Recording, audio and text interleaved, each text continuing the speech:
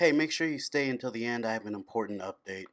Good day, everyone. Mouse88 here, back again with a brand new video. Today's topic will be online struggle and revisionism. Now, in the last video on tolerance, a YouTuber by the name of My Name is Jimmy Fitzsimmons asked me if I could do a video on line struggle and anti-revisionism.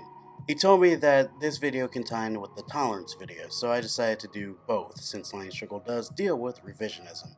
Now, I plan to have this video be in 4 parts. First is definition of line struggle and revisionism. Second will be why line struggle is used, and the third part will be examples of modern revisionism and why a line struggle is needed more now than ever. And the fourth part will be how they are objective. So, let us begin. So let us begin with line struggle. Line struggle is the basis that within the Communist Party lies contradictions. This is normal within the material world, and the best way to deal with this contradiction is through struggle via critique. The Communist Party is not a monolithic party where everyone agrees with each other. There will be incorrect ideas, and these ideas must be critiqued. Now said that without this struggle, the life of the party will end and simply die.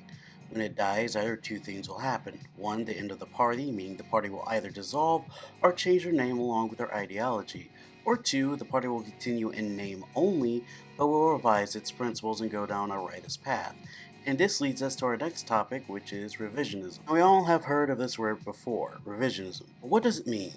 Basically, it is the revising of Marxist principles whilst paying lip service to leftists. One of the earliest forms of revisionism can be found from a man named Edward Bernstein. Bernstein had rejected the dialectics of Marxism and denied the need for a revolution, and thought that capitalism could adapt, and we could get to socialism through a bourgeois democracy. Now, this is just a blatant form of revisionism, but like snakes, revisionists evolve over time and are able to muddy the waters. But I will discuss that later in the video. So, why is line struggle used? It is used not because it is fun, but because it is a necessity to keep the party alive. The Communist Party is the party of the workers, which in turn is the party of the people. The party must uphold correct revolutionary lines in order to smash capitalism, advance society, and resolve the issues of class antagonisms. The party is the unity of opposites, as stated by Mao, which one line being correct and the other being erroneous. Listen, humans are not perfect, we make mistakes, but those mistakes for the most part have negative effects. Instead of letting these mistakes go for the sake of peace, we must struggle against them. By not doing so, we enact upon liberalism and thus damage the party and take an incorrect line. And if not fixed, it will lead to a revisionist path. The idea of this party and ideological struggle has always been a phenomenon within the communist ideology. Lenin struggled with the Bakurin and even Kautsky and Rosa, and Stalin struggled with Trotsky. Fallacious ideas are to be challenged and critiqued, and the person whom has been critiqued must either self-critique or be purged from the party until they have admitted they were wrong. But you may be wondering, how bad will it be if these ideas are not corrected? Well, let me explain that on my next point. Remember when I said revisionists are snakes that muddy the waters? Well, let me explain why that is. Revisionists often pay lip service to Marxism. They often claim to oppose imperialism and even be against the capitalist exploitative system, and that they uphold the contributions of Marx, Lenin, and Mao. Yet they often distort or take a step back in the guise of progress. For example, one famous revisionist is Khrushchev. He, along with his successors, had discredited the practices of Stalin, not because they were critiquing his mistakes, but mainly attacking his character, and in turn started to liberalize the economy and end collectivization. He, Khrushchev, had used social imperialism to have influence over the Eastern Bloc members in even non-socialist countries such as Egypt. He even managed to make Cuba into a neo-sugar colony, making them totally dependent on the USSR. Another famous example of revisionism is someone like Huey Newton. Now don't get me wrong, in his early years Huey had correct lines, but over time he started to hold rightist lines. Now, intercommunalism rejected the dictatorship of the proletariat and the understanding of the necessity of the state. Now, part of this was due to the Black Panther Party never having a centralized structure. Whilst they had leftists, they also had identity opportunists such as Kwame Ture. Two other examples I have in mind might rustle some jimmies. Deng Xiaoping and Xi Jinping. Deng Xiaoping was a well-known rightist within the party. The Red Guards called him out, the members of the party called him out, and he was later purged. He was only let back in by Mao because a close friend of Mao, Zhou Enlai, whom was a centrist by the way, convinced him to let Deng back into the party.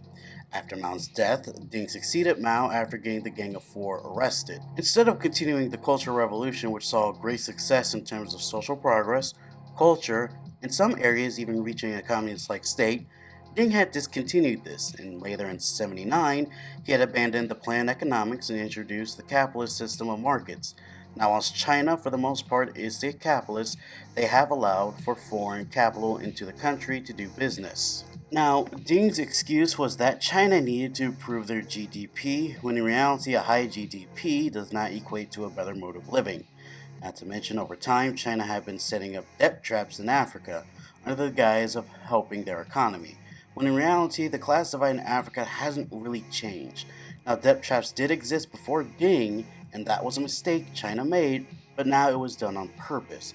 Over time, China had become a world superpower, and their economic influence of the world has rivaled to that of the US. Now, many MLs mistake this for a good thing, because it's not America in the supposed goal of reaching socialism in 2050, according to Xi. This makes no sense whatsoever. This is a blatant revisionist line since Bernstein. This is nothing more than a promise that only seems possible due to the fact that the date is 2050. This is beyond ridiculous and only upheld by people that don't either understand Marxism or those with a stagnating ideology that wants for there to exist a socialist country, or it will return one day with a flip of a switch via crashing the world economy. This is actually just idealism that ignores the material conditions. This is why line struggle is crucial. To let such ideas spread has not only hindered Marxist thought, but also perverted it. The rightists or revisionists, or whatever the hell you want to call them, will not be nice to us either. In turn, they will call us dogmatic, not understanding that they are themselves dogmatic for holding a one-sided view, thus expressing a metaphysical viewpoint of class antagonisms. This is counter to not just Maoism, but Marxism. Due to a series of mistakes, we are forced to deal with the revisionist current along with reactionary bourgeois notions. But that's just part of the struggle. So, how is this all objective? The two lines help shows us what is correct and what is incorrect. As Mao said on Contradiction, there are always two opposite lines, bourgeois and proletariat, above and below, revolutionary and reactionary. Life on the material plane is nothing more than a conscious struggle due to the dialectics, but through these struggles we can reach a better conclusion that will have a net positive effect on humanity. And with dialectics, you will always have an opposite, and the opposite is a part of life. So that was a video on the two-line struggle in revisionism. As usual, I hope you had learned something from this. And to be honest, I think I should have done a video like this a long time ago, and I would like to personally thank the person that recommended I do this video. Anyway, I have some news. Due to some personal mental issues, I have reached a point of almost breaking down. So I will be taking a 2-week break from making videos or even writing a script. I would be remiss that if I didn't tell you that I am currently okay, but I'm going through something personal on a spiritual basis, and so I have to deal with it myself. So I won't be back for a while, but it won't be for too long. So anyway, I thank you for watching today's video. Like if you like it, dislike if you dislike it. If you have any questions or critiques, feel free to leave them in the comment section down below. If you like what I do, hit the subscribe button and hit the bell notification to see more. And this is Mouse98 signing off.